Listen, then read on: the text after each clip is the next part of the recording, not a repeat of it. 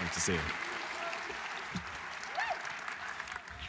Wow, How's it going? it's going good. Welcome to Santa Barbara. Great to see you. Thank you. Great to see you too. So, I will admit, this film was my introduction to you.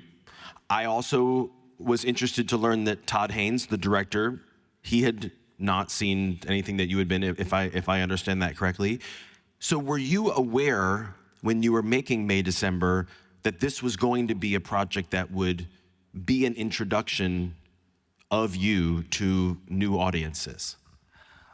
No, I wouldn't say so. I mean, I was really excited to, to work with Todd Haynes, and then knowing that Natalie Portman and Julianne Moore were going to be a part of the project. I mean, it was, I think, more so just my whole thought process was I have to kind of prepare, like I've never prepared before in order to, tell this character's story and just leave it in the hands of Todd Haynes.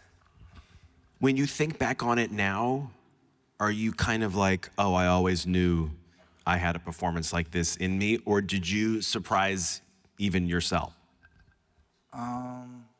No, I never thought I, had this performance in me or anything like that, but I was really just kind of like immersed in the whole process. I mean, we filmed it in 23 days, and,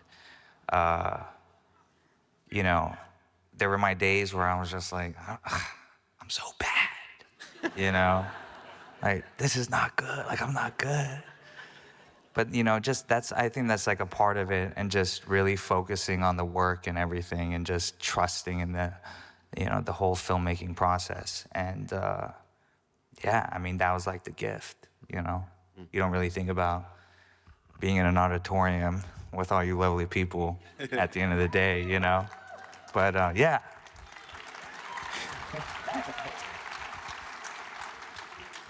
Would you say working with the likes of Julianne Moore and Natalie Portman was what you expected it would be like, or did it surprise you in ways that you didn't imagine? Oh, every day was a surprise. I mean, I was really nervous going in, just being it's Natalie Portman and Julianne Moore, and they're incredible. And I learned so much from them on the screen and off. And I remember telling myself before I showed up to set, I was like, all right, Charles, just focus on the work. I know you want them to like you, but just focus on the work. They might not be your friend, but that's okay. Just focus on the work. You're here to do a job. And it was just the complete, I was so surprised by not only just the human beings that they are, and they've been so guiding lights in my life, so it's been great. Okay, was there any part of you that was like, hold up, you want me to do these like super physical love scenes and you want me to gain 40 pounds? Like, really? Like, you can't ask me to do one or the other? Or what was that like when you heard about that? It was very professional when it came to the intimacy and everything. And I think, Todd and I, we had a few conversations about what Joe would feel like, not so much look like. And it was fun for me. I mean, I got to eat whatever I wanted. And, a lot of, Sammy Birch's script, and just like kind of diving into like this character who, had this adolescence taken from him at such a young age. And just kind of how that trauma and that experience would just like live in his body, and just being a father of 3, like his first kid he had when he was 13, So I think, he really doesn't have time to do a CrossFit class or anything, I feel like, all you guys laughing, I feel like I just want to, say jokes up here. But, no, but it was great. A lot of the script really informed all those choices into the physicality of what Joe would really look like and how he would move and talk. One scene that I definitely just absolutely love is when you're sitting with the actor who plays your son on the roof. Gabriel Chung. God, I love that scene where you're smoking, and it's affecting you, right? Because it's new, it's a new experience.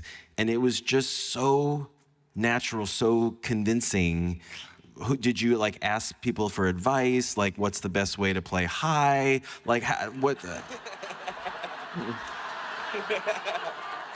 I don't know what it's like, you know. You know, that's funny. That day, it was, you know, I think we had half the day to film that scene. It was a very technical kind of shot, and there was harnesses and everything, and we were on this rooftop literally for like 6 hours.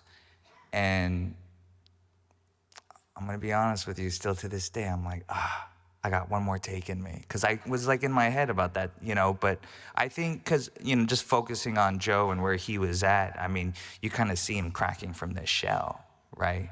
Where in a sense, his son who's mirroring him is kind of, we see the emotional maturity that his son has compared to himself. And so it was just very heartbreaking, you know, just kind of seeing this constraint and feeling for Joe. But yeah, I had to ask a lot of people what it was like to, you know, be high and stuff like that. It's like, One day you'll find out. yes. And it's fascinating. The character of Joe, his hobby, for those of you who have not seen the movie, is handling and nurturing butterflies. Yeah. I hope this isn't like the dumbest question of all time, but I mean, those were real. What was it like for you to handle them? In as much as you handled real ones? Wait, what? Were they real? Oh yeah. Those were real. Right. Yeah, there was a monarch butterfly handler, and she had a cage with all these monarch butterflies, and she would put honey on my hand, and you know, because monarch butterflies love honey, everyone knows this, and. Yeah, it was very, very symbolic. It was very magical. I mean, kind of a spiritual experience for me, you know, letting the butterfly go. There was one butterfly that flew and then just fell down. Oh no. We didn't use that take, but then, you know, the butterfly ended up flying, you know, didn't make the cut, you know. Sorry. You know, when you think about this whole experience for you since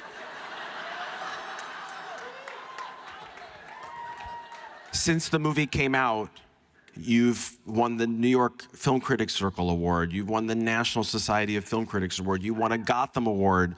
Was there, yes, and also well-deserved. Was there a moment since this movie came out that particularly blew your mind, something that has happened to you in this whole experience?